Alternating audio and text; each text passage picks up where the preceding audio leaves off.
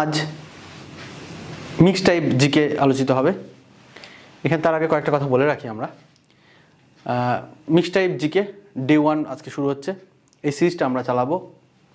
কবে কি ক্লাস হবে সেগুলো তোমাদের কাছে আপডেট দেওয়ার জন্য এটা ফলো রাখবে অবশ্যই, যে সায়েন্স রবিবার এবং বৃহস্পতিবার হবে এবং প্রতিদিন সন্ধ্যা 8টার সময় সমস্ত ভিডিওগুলো তোমরা পাবে।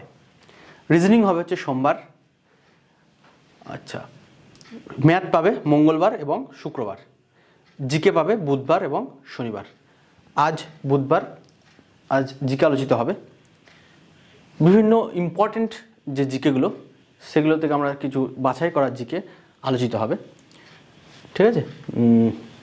প্রতিদিন সন্ধ্যা 8টায় পাবে তোমরা, বললাম, এটা খেয়াল রাখবে। কবে কি ভিডিও পাবে তার একটা লিস্ট এখানে আমরা প্রোভাইড করলাম। প্রথম প্রশ্ন চলো। প্রথম প্রশ্ন রয়েছে, নৃত্যশৈলী ডান্ডিয়া নিচের কোনটির সাথে সম্পর্কিত? বিহু, নবরাত্রি, ওনাম, গণেশ চতুর্থী। তাহলে সঠিক উত্তর হয়ে যাবে কি?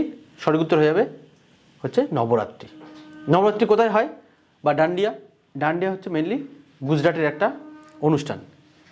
এই নবরাত্রি আমাদের এখানে যেমন ওয়েস্ট বেঙ্গলে যেমন কি পুজো হয়, দুর্গা পুজো, এই অক্টোবর মাস থেকে শুরু হবে, ঠিক সেম টাইমে ওখানে পুজো অনুষ্ঠিত হবে নবরাত্রি। মেনলি দুর্গারই আরাধনা একটা। আচ্ছা, বিহু কোথায় হয়? বিহু অপশান এতে আছে বিহু। বিহু হয় আসামে।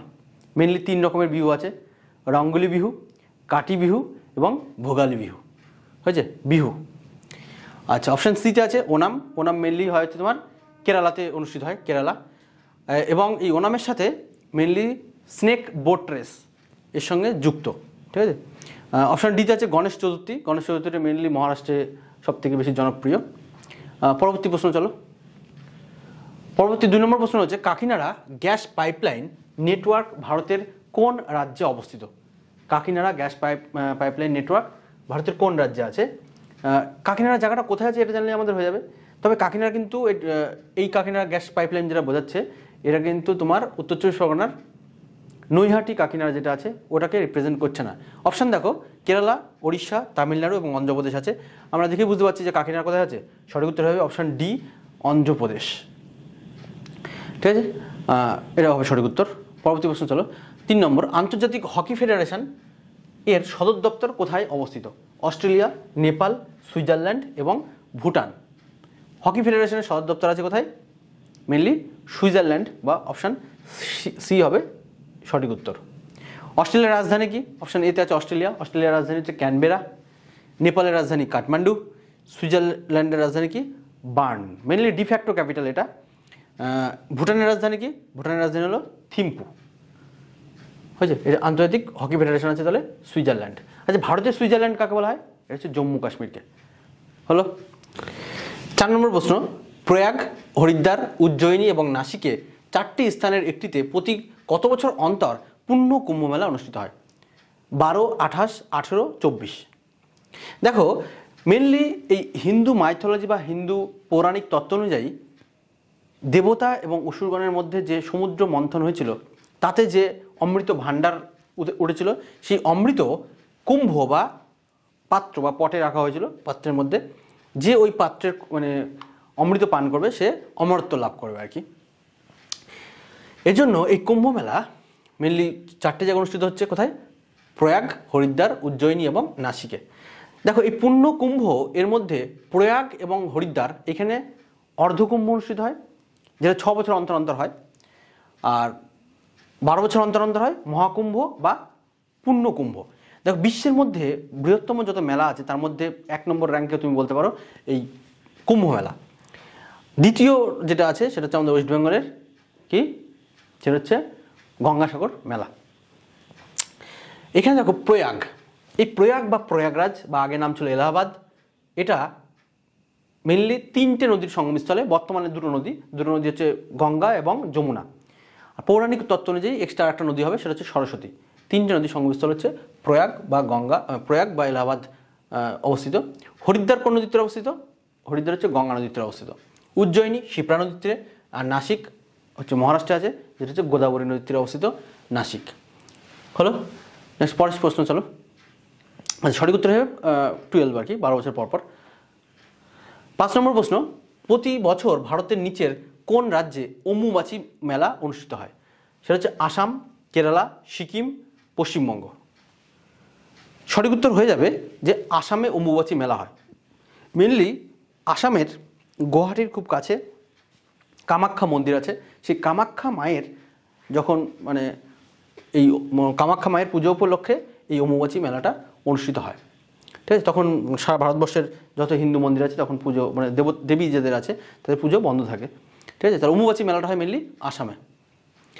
নিচের কোন রাজ্যে উগাদি উৎসব গুরুত্বপূর্ণ বলে বিবেচিত হয়?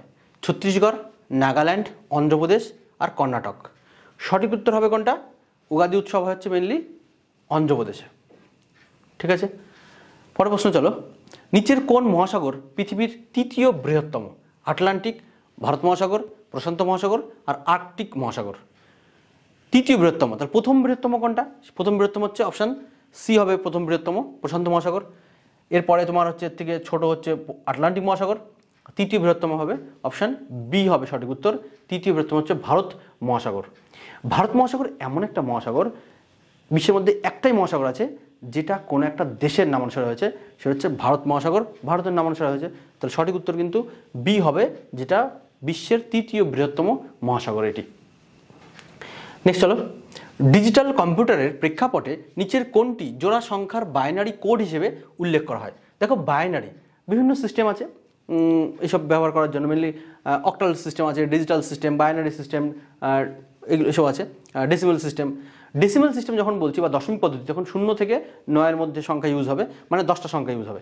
আর বাইনারি সংখ্যা যখন বলছি তখন বাই মানে 2, ঠিক আছে, বাই মানে 2, তার মানে দুটো সংখ্যা থাকবে।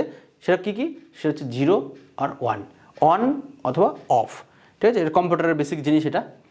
তাহলে এখানে বলছে কি, কম্পিউটারের ডিজিটাল কম্পিউটারের প্রেক্ষাপটে যেটা ইউজ হচ্ছে বাইনারি কোড, সেটা হচ্ছে 0 আর 1। অপশান বি হবে সঠিক উত্তর। গুজরাটের বিখ্যাত দ্বারকাধীশ মন্দিরটি নিচের কোন নদীর তীরে অবস্থিত? নর্মদা, তাপ্তি, গোমতী, লুনি। দেখো দ্বারকাধীশ এই যে মন্দির, এটা অবশ্যই উত্তর হয়ে যাবে অপশান সি, গোমতী নদীর তীরে অবস্থিত। নর্মদা এবং তাপ্তি এই নদী দুটো কিন্তু বেশিরভাগ নদী আমাদের এই পূর্ব দিকে বাহিত হয়েছে, কিন্তু এই দুটো নদী পশ্চিম বাহিনী নদী, পূর্ব থেকে পশ্চিম দিকে গিয়ে খাম্বাত উপসাগর বা কোনো কোনো জায়গা থেকে আরব সাগর ওখানে পতিত হয়েছে। আর লুনিটা কি? লুনি হচ্ছে ভারতের অন্তঃবাহিনী নদী, যেটা রাজস্থানে আছে। ঠিক আছে, 10 নম্বর প্রশ্ন চলো। থর মরুভূমি, যা গ্রেট ইন্ডিয়ান মরুভূমি নামেও পরিচিত, এটি কোন পাহাড়ের পশ্চিম প্রান্তে অবস্থিত? উদ্গাকাল, আরাবল্লী, সাতপুরা আর জাভাদি। থর মরুভূমির বলেছে কি গ্রেট ইন্ডিয়ান ডিজার্ট এর পশ্চিম প্রান্তে আছে। তাহলে উত্তর সঠিক উত্তর হবে কি? অপশান বি, আরাবল্লী হবে সঠিক উত্তর। আরাবল্লীর পশ্চিম দিকে আছে হচ্ছে তোমার থর মরুভূমি। ঠিক আছে, থর মরুভূমি হচ্ছে ভারতের একমাত্র মরুভূমি, মেনলি উষ্ণ মরুভূমি। আর লাদাখে আছে তোমার শীতল মরুভূমি। এবং এই থর মরুভূমিতে বিশ্বে যত মরুভূমি আছে তার থেকে সবথেকে বেশি মানুষ বসবাস করে কিন্তু এই থর মরুভূমিতেই। ঠিক আছে, রাজস্থানে আছে মেনলি। নেক্সট চলো পরের প্রশ্ন। 11 নম্বর, ভারতের সর্বোচ্চ রেলওয়ে স্টেশন কোন রাজ্যে অবস্থিত? ভারতের সর্বোচ্চ রেল স্টেশন আছে কোথায়? পশ্চিমবঙ্গ, উত্তরপ্রদেশ, জম্মু কাশ্মীর আর সিকিম। সঠিক উত্তর হয়ে যাবে আমরা যে রাজ্যে থাকছি পশ্চিমবঙ্গে। এখানে সর্বোচ্চ রেল স্টেশনটির নাম কি? সেটা হচ্ছে ঘুম।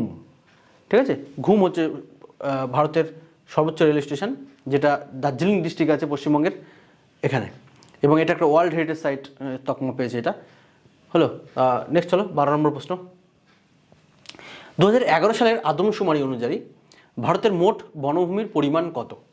17.80%, 23.42%, 21.05%, 22.07%। এর সঠিক উত্তর হয়ে যাবে অপশান সি হবে সঠিক উত্তর, 21.05%। দেখো এই যে সেন্সাস বা আদমশুমারি বা জনগণনা, এটা মেনলি ভারতে চালু হয় 1872 সালে লর্ড মেয়োর সময়। লর্ড মেয়ো, এই লর্ড মেয়ো হচ্ছে এমন এক ব্যক্তি বা এমন এক ভাইসরয় যাকে ভারতীয়রা কিন্তু হত্যা করেছিলেন। লর্ড মেয়ো, তাহলে মেয়ো মানে বিড়াল ভাবো, মেয়ো ম্যাও।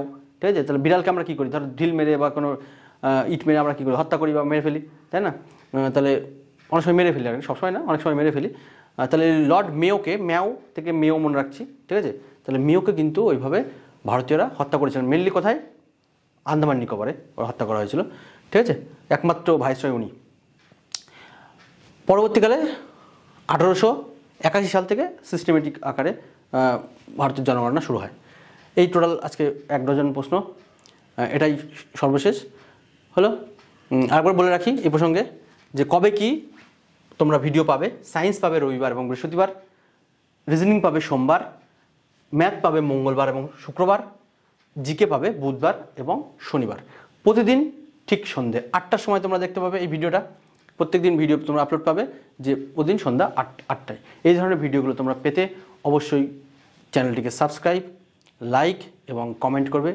সাথে থেকো, পাশে থেকো।